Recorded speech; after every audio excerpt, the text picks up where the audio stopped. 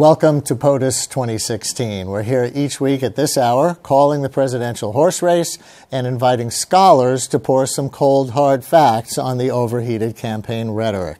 Today, a study reveals immigration and outsourcing create jobs. Hard to believe? We'll check it out. First, though, yes, the horse race. What a week.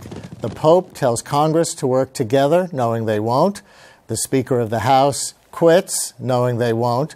When presidential candidate Marco Rubio breaks the news at GOP Value Summit about Boehner, there is wild cheering. There is also some booing at their front runner. Like you have this clown, Marco Rubio. I've been so nice to him. I've been so nice. I've been so nice.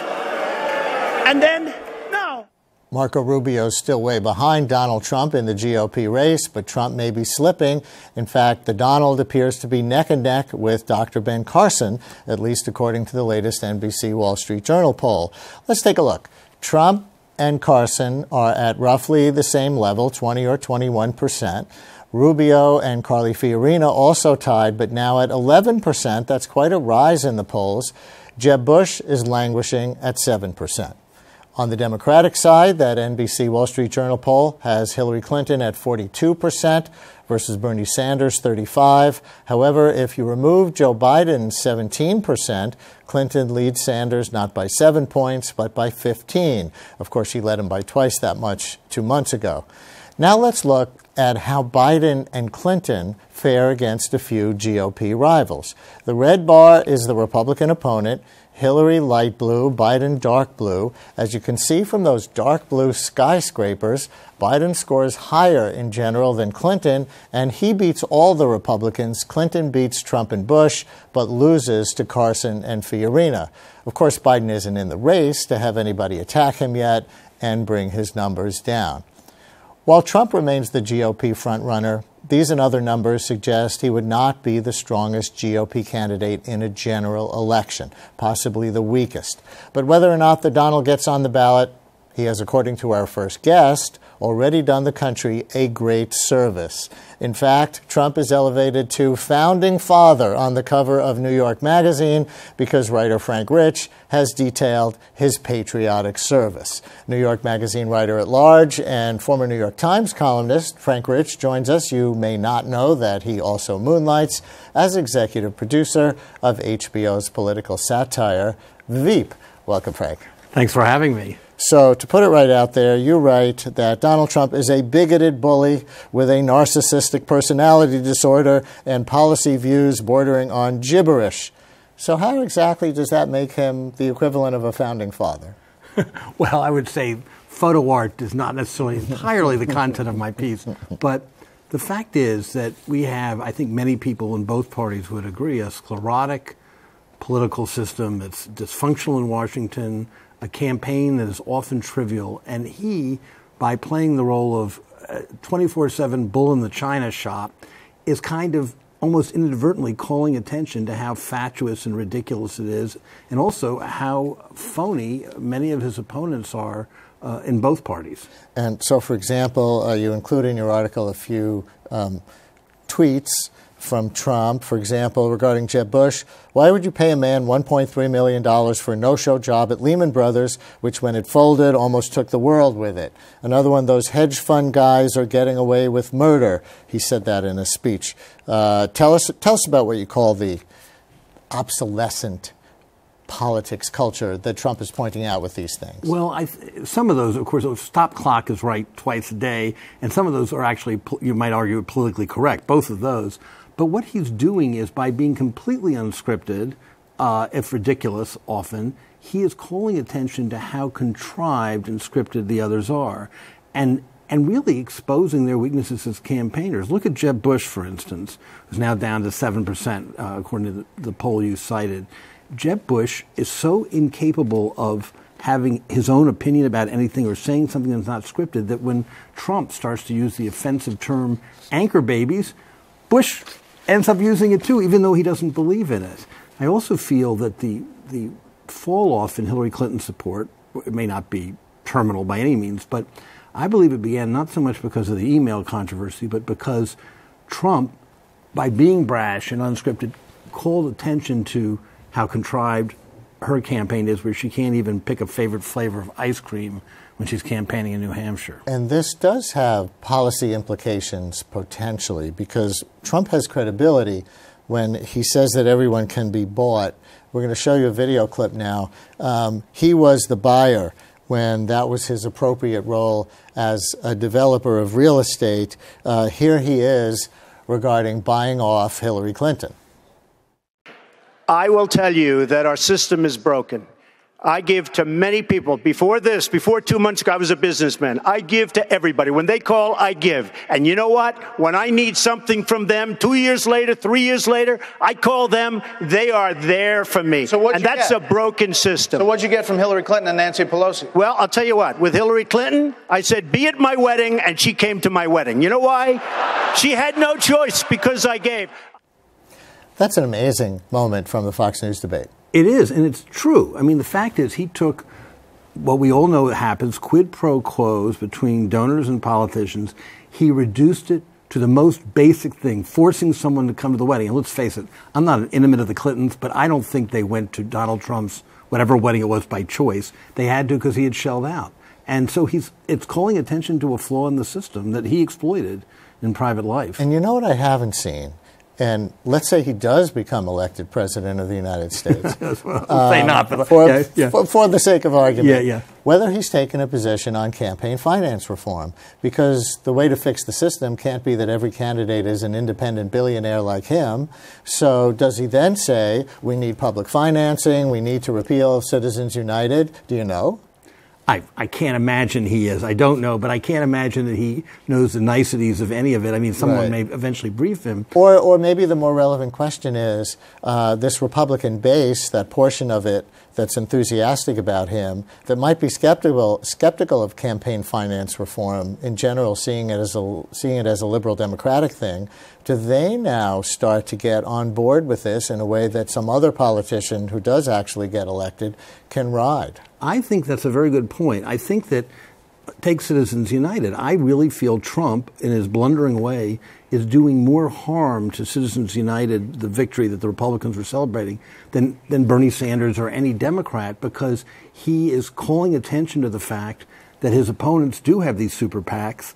It's billionaires that are paying for it, and people, the populist public, and both Democrats and Republicans, don't like it. They don't like Wall Street buying people. And the thing is that Trump is a billionaire too, but he allegedly at least builds buildings. He's not shuffling paper and selling, mortgages, mortgage paper, and that kind of thing. Or at least he sells his name as a brand to people who actually do build buildings. Right, but it's something that people look at as concrete, so at least they know where it comes from, as opposed to Bain and Company.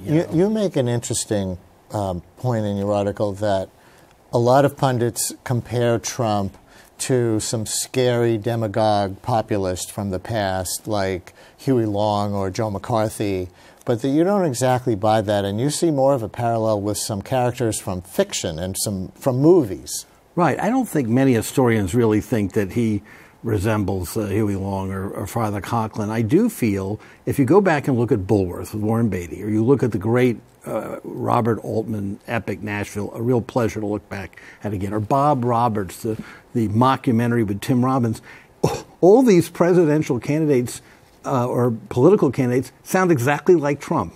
And it's almost as if in Woody Allen's Purple Rose of Cairo, where Jeff Daniels leaps off the screen into the audience, it's like Trump is Bulworth leaping off the screen into the actual event of an election. And does that indicate anything about the electorate today, or for that matter, how to defeat him? I think my guess is he'll defeat himself. It's also possible the Republican powers that be will shut him down. But I wouldn't knock the electorate so much. I think they're bored with, managed press conferences by Jeb Bush and Hillary Clinton. Give the public some credit for wanting to at least see someone who seems to be alive and saying what he thinks. Yeah. So is Trump fringe, or does he, in your view, speak, in a sense, for the majority of Republican America, even though that's making the actual party leadership in Washington cringe? I don't know if I'd use the term fringe, but I think he does speak for the Republican base. And it's a through line. It is a through line from Sarah Palin through the Tea Party movement to Trump. and to indeed the members of the House who wanted John Boehner to leave. There is this huge populist right-wing group that's been very angry, particularly since Obama began his ascent, and they keep finding, if it's Glenn Beck one year, it's going to be Donald Trump the next.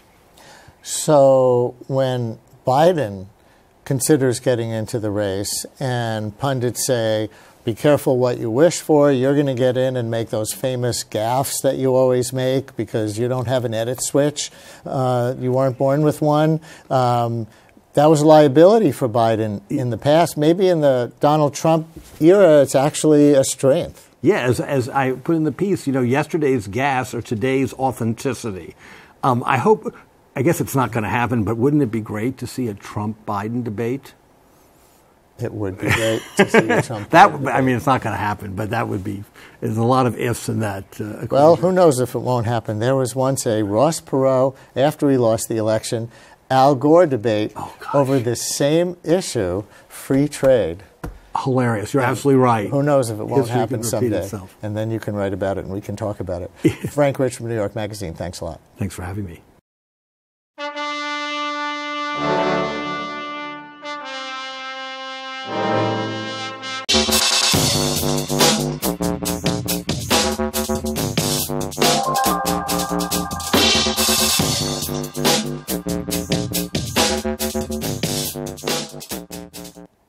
Time for evidence-based politics. We've heard a lot of this in the campaign. So with immigration, you better be smart and you better be tough, and they're taking your jobs, and you better be careful. You better be careful. Donald Trump has risen to prominence on the populist theme of helping American workers by reducing both immigration and the exporting of manufacturing jobs. In addition to those rants against Mexican immigrants that most people know by now, he's made promises like announcing he will stop eating Oreos because parent company Nabisco is opening a plant in Mexico. But let's look at a study from the London School of Economics that indicates immigration actually increases job prospects for native-born Americans, and further that sending jobs overseas has no net impact on jobs here.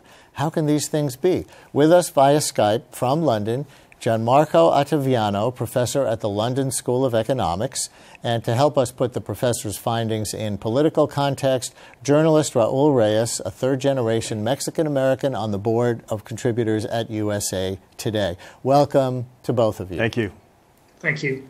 And Professor, you describe your paper as the first study of the combined effects of immigration and offshoring, the combined effects. So do you think they work in tandem with each other in some way to the benefit of American workers?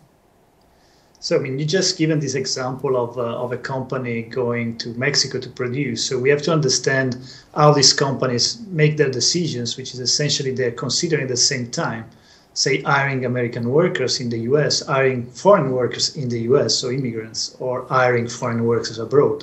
And so these decisions are intertwined by definition from the company's point of view. So, for example, on the immigration side, one of your hypotheses is that immigration helps create more manufacturing jobs for native-born Americans here. What's the theory of why that might be true?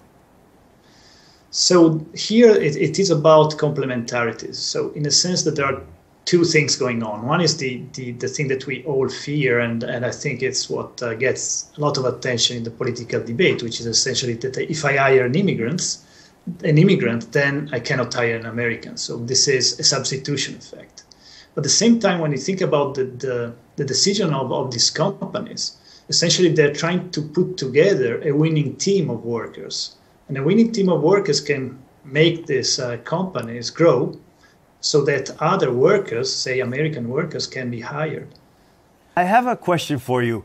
Would you say then, when we look at the effects of offshoring and immigration on the labor force here, that you talk about them being complementary, right? But it seems like, in a sense, when we look at it in the aggregate, it does seem sort of something of a paradox, right? When you're saying that allowing more immigration somehow increases or would lead to a net increase in American jobs, right? Yeah, this is sometimes called the lump of labor paradox, in the sense that if you take the number of jobs as given, then clearly you have this strong substitution effect. Mm-hmm. But the number of jobs is not given, because if you have, say, more workers, then possibly you will have more investors that would like to create companies, and so they create jobs. So we don't have to focus on a given number of jobs, like a given number of seats in a movie theater, and then argue that the net effect, I mean, it's a win or lose situation.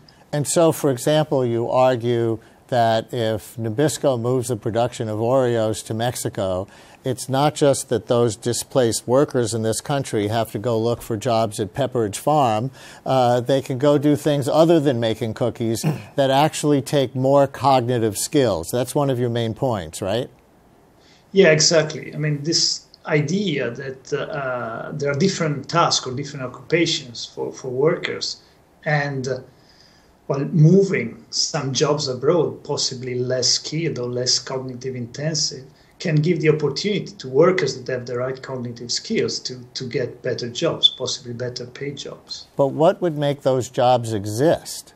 Just because the production of cookies goes out of the country, then why are there higher skilled jobs that people might be available for that suddenly exist? So, I mean, in this example, which is possibly very simplified, you may think that there is a lot of R&D or marketing or other sort of important services that are intensive in cognitive skills that are going to remain in the US. And actually, this is what we see as a pattern of delocation of production, is that certain core activities remain in the US as they remain in the major OECD countries. And these tend to be the strategic ones, so those that are really intensive in this sort of human capital. And Brian, one way I always tell people to think about it is when you look at the laws of, say, supply and demand, we have a general idea of how those move, right? Think if you were selling oranges or apples. Generally, you think that an increase in the supply of oranges of apples would mean that the price would fall, or there would be a glut of oranges and apples, or both, right? Mm-hmm. But human beings are not oranges and apples. So to your question to Professor Ottaviano, when we increase the supply, say, of immigrants, that means more immigrants renting apartments, more immigrants buying shoes, getting haircuts, shopping, which means more American jobs providing those services. Because so I think there that are more customers for to the spend net money growth, in yes. the economy. And I should say to all our viewers that we've been using this example of Oreos and cookie production. I'm not even sure that they moved Oreos production out of the country. Donald Trump said he was going to stop eating Oreos because Nabisco was moving a plant out of the country. But just to be fully candid about what we know and what we don't know, I'm not sure that it's an Oreos plant. Okay. But Professor, is there a difference between legal immigration and illegal immigration in terms of this effect on jobs? Does it matter whether the immigrants are here legally or illegally for your economic model? With the data that we're using, you can do proper analysis only on legal immigrants, because these are sort of official data. The illegal immigrants are hard to follow by definition, in a sense. And so, I mean, this sort of arguments are based essentially on the legal part of immigration.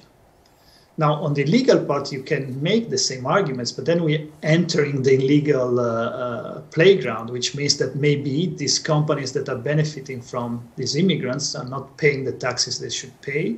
These immigrants are not paying the taxes they should pay. So it's a completely different ballpark. By the way, who funded your study? Was it some industries that send a lot of manufacturing jobs overseas? I would be remiss if I didn't ask. Well, they're not funding our study. No. Do they don't pay you to do this research? No, I mean, we don't get any money from Okay. private Professor, companies. thank you very much for joining us. We really appreciate it. And Raul Reyes, what do you think of that study? And is this news to you?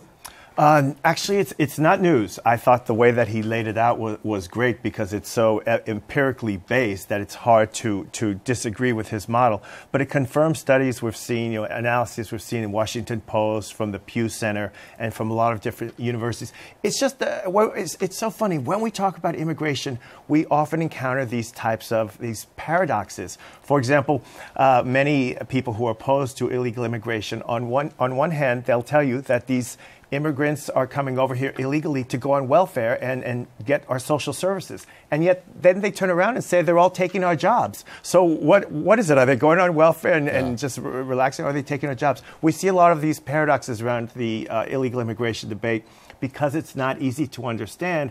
I feel like most of our lawmakers are not so interested in breaking it down and laying it out for the public to understand. When you talk to people, when I sometimes do talks with people or do one-on-ones, they get it. It's supply and demand economics, but I think people can understand, like, okay, when this family moves to town or as my neighborhood changes, our community grows. It's just that I think there's been a real failure on our leadership, on our politicians, to be willing to go a little deeper into the questions surrounding this debate. Half that study's conclusion backs up a progressive premise, which is that immigration is good for the economy at large and even the creation of jobs at large. But the other half backs up a more conservative premise, which is that offshoring jobs also has no net effect on jobs here, and if anything, maybe a slight positive effect on wages here. Do you buy that part? Well, in terms of the empirical model, yes. When you factor, that's another thing. When you talk about offshoring, outsourcing, the immigration debate, when you factor out, if you can, if we can get it out of our minds, all of the political calculations, you can see, well, yes, in certain instances, offshoring, it is more cost effective. Does that mean it's the right thing to do? Maybe not. Does that mean it's the humane thing to do? Maybe not. Does that mean it's really in touch with the values that we profess to believe in as a country? Probably not. But again, one of the reasons that I think that his study has a lot of credibility is because it supports both of those notions, because he's willing to look beyond what is considered the status quo on those two subjects and say, this is how it would likely happen. This is how based on data, this is how it will happen. The hard part of it, though, he's talking at the aggregate level, the macro level, and I have no question with that. I think it's great work. I do think it's harder for people to understand, for example, in the construction industry. There are many undocumented people working in day laborers in construction. If you're a young American man with, say, just a high school diploma, it's very hard to get a job in that field now, in part because of the people who are working, who are undocumented. Right. In fact, to that point, and I know you want to conclude a point about that, but let me play a clip of Rand Paul, another Republican presidential hopeful, senator from Kentucky, who makes an anti-immigration point using that same argument. Watch. You know one thing that protects us from illegal immigration? Legal immigration. So you have to have a good work program. I know many farmers in Kentucky, and they come up to me and they say, well, I have 30 workers. And I say, well, are they any of them Americans? They say, no, they're all migrants. I said, well, do you advertise? They say, yeah, I'm forced to advertise to be in this program. I said, have you ever had an American apply for a job? They've never had one American in 30 years apply for a job. So he's talking about farm worker jobs. Americans aren't even applying because they assume that illegal immigrants or undocumented immigrants are going to be hired.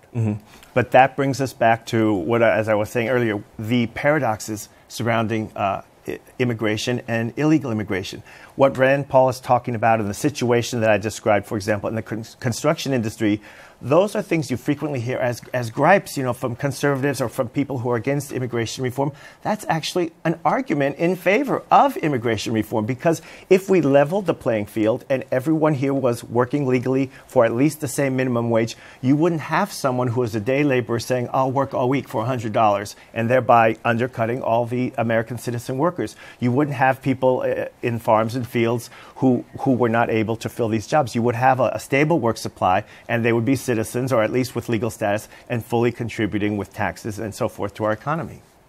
Let me go back to the professor in London for a minute.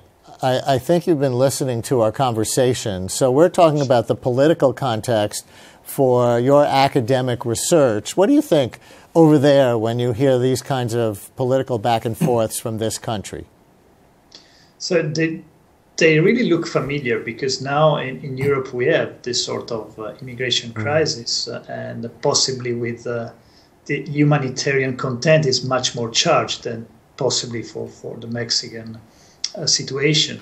So it's really it really looks the same. I mean, the debate is similar.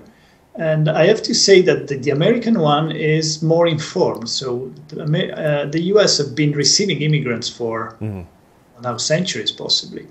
And so the debate is much more informed. So you have these populistic politicians, you have people that are rightly concerned about their future, but also you have this additional information coming from fact-based analysis. And this is something we are still missing a little bit in Europe. Well, that's a scary thought, that they're even more uninformed about the facts behind the immigration debate in Europe than we are here. But Professor Ottaviano, thank you very much for joining us from London. And Raul Reyes in our studio, thank you. Thank you. And that's POTUS 2016 for this week. Join us next week at this hour as we call the horse race and challenge more campaign rhetoric with serious research. I'm Brian Lehrer. Join us next time, and thanks for watching.